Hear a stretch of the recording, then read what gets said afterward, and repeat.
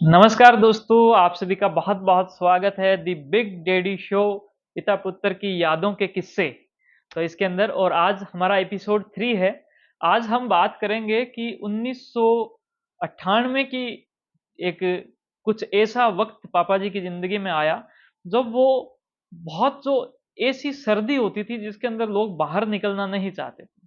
उस सर्दी के अंदर वो बाइक पे बैठकर और मुझे लगता है करीबन 45 जैसे कि वो होगा किलोमीटर, है ना? बिल्कुल। 40-45 किलोमीटर वो अपनी ड्यूटी पे जाते थे और वहाँ पर जब तक ये जाते तब तक ये पूरे एक प्रकार से जैसे मतलब अकड़न से भर जाते थे।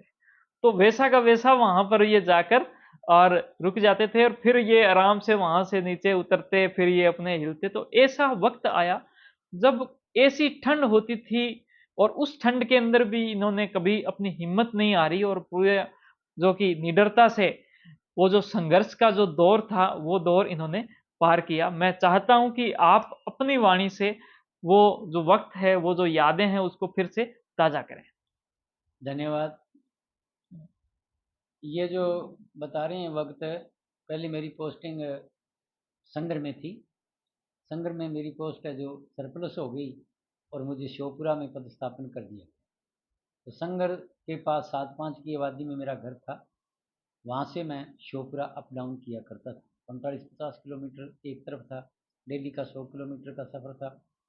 तो उस टाइम में मोटरसाइकिल पर मेरा आना जाना था, क्योंकि जैसे ही एकदम से मेरा ट्रांसफ़र हो गया, घर परिवार नहीं छोड़ सकता था। वहाँ जो बिरानी ज़मीन थी उसकी भी मेरी कास्ट थी, इसलिए आना जाना ज़रूरी था। बात ये 1998 की है।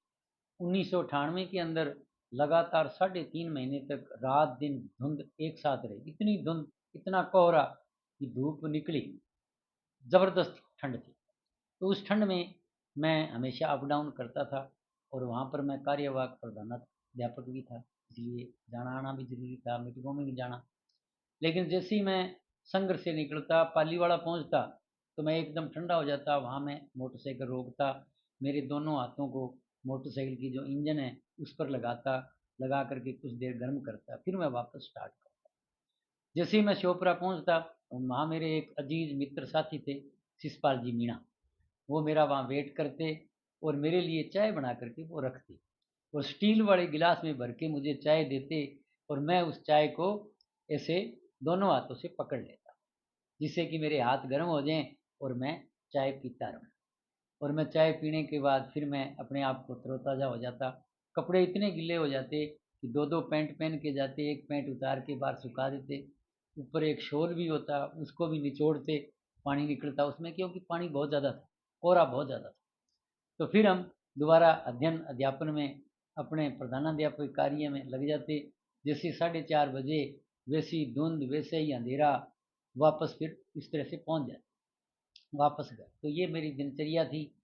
तो एक बार वहाँ जब 26 जनवरी थी, तो वहाँ एक कोई पावड़िया वाला रोल करना था। तो वो भी पावड़िया वाले रोल में मैंने कहा ये एक रोल ये मेरा भी कर दो, कि पूर्ण राम कहाँ से आता है। तो बच्चों ने, मैंने उनको लिख के दिया, उन्होंने वो एक पावड़िया वाला गीत भी गाया कि आप, जैसे उन्होंने पावड़िया बोलते हैं गाँव में, ऐसे उन्होंने कहा कि आप हो एक पूर्ण राम जी प्राध्यापक थे मारा हो गुरु जी थे पधारो, सात वाली बादी में हूँ शिव गंगा, थाने ते मोटरसाइकिल स्यों पधारो, थाने लागे बोली ठंड मारी, पढ़ाई में रेवे थाने चाय गोरे ध्यान शिव गंगा। इस तरह से उन्होंने, बच्चों ने एक गीत भी गाया, क्योंकि वो ठंड इतनी थी कि मैं जैसे ही वहाँ पहुँचता यूँ कांपता हुआ पहुँचता। तो वही, ऐसा देखो, संघर्ष के दिन थे, संघर्ष करना ही होता है, स्ट्रगल के बगैर कुछ बनता भी नहीं। लेकिन मैंने हार नहीं मानी और गांव वालों ने मेरा बड़ा सहयोग किया। जैसे ही मैंने कहा यार दूरी बहुत ज़्यादा है, आना जाना मुश्किल है, मैं तो 15,000 ट्रांसफ़र करवा रहा हूँ। तो शिषपाल जी मीणा, ओम प्रकाश जी सैनी, वहाँ एक और मीणा जी थे, सभी ने बड़ा प्रयास किया कि नहीं आप जाओ, नहीं आपके लिए यहाँ क्वार्टर बना देते हैं। तो उस समय 1998 में छोपरावास के बासिंदों ने, सभी ने 11,1100 रुपये दिए। 7 SDM के भट्टे वालों ने सभी मुझे 500-500 ईंट दी। तो वो एक दो कमरे, एक पशुओं के लिए और टॉयलेट बाथरूम, चार दीवारी, मेन गेट, पंखे, खिड़कियाँ, सब मुझे उन्होंने बना के दिए, और फिर मैं 2000 के अंदर वहाँ सह परिवार उस क्वार्टर में रहने के लिए चला गया। तो गांव का भी बड़ा सहयोग रहा। श्योपुरा गांव ने इतना ही मुझे इज्जत बख्शी, इतनी इज्जत बख्शी कि वो एक बार जैसे इंदिरा जी मेहरा मेरे पास आए, मेरी वहाँ से विदाई हुई, तो मेहरा जी ने मुझे कहा कि यार आप तो इतनी ज़्यादा आपको इज्जत दी गांव वालों ने कि सारी इज्जत ही वहाँ से लेके आ गए, शायद हमारे लिए कुछ बचा ही नहीं। ऐसे मेरे बॉस इंदिरा जी मेहरा के शब्द थे। तो मैं अभी भी तहे दिल से उस गांव को याद करता हूँ।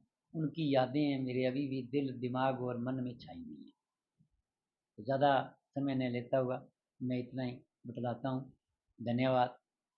बहुत ही शानदार शब्दों के अंदर आपने वो जो यादें थी उसको हम सबके बीच में रखा और बहुत ही सुंदर लगा ये आपका जो संघर्ष था और गाँव का जो सहयोग होता है, सबका जब सहयोग हो जाता है, तो जो स्वर्ग जिसको बोलते हैं, उस स्वर्ग की अनुभूति हमें इसी धरती पर हो जाती है। तो बहुत ही अच्छा लगा, इसी के साथ में हम इस एपिसोड को यहीं पर ही समाप्त करते हैं, मिलते हैं अगले एपिसोड में। बहुत-बहुत धन्यवाद आप सभी का। इस वीडियो को ज़्यादा से ज़्यादा शेयर करें और ख़ास तौर पर जो श्योपुरा जो गाँव है, उसके अंदर इस वीडियो को ज़रूर पहुँचाएँ। उसके जो सारे जो लोग हैं, वो देखें। हम उनका तहे दिल से धन्यवाद देते हैं। आपका बहुत-बहुत थैंक यू। जय हिंद, जय भारत। नमस्कार। धन्यवाद। नमस्कार।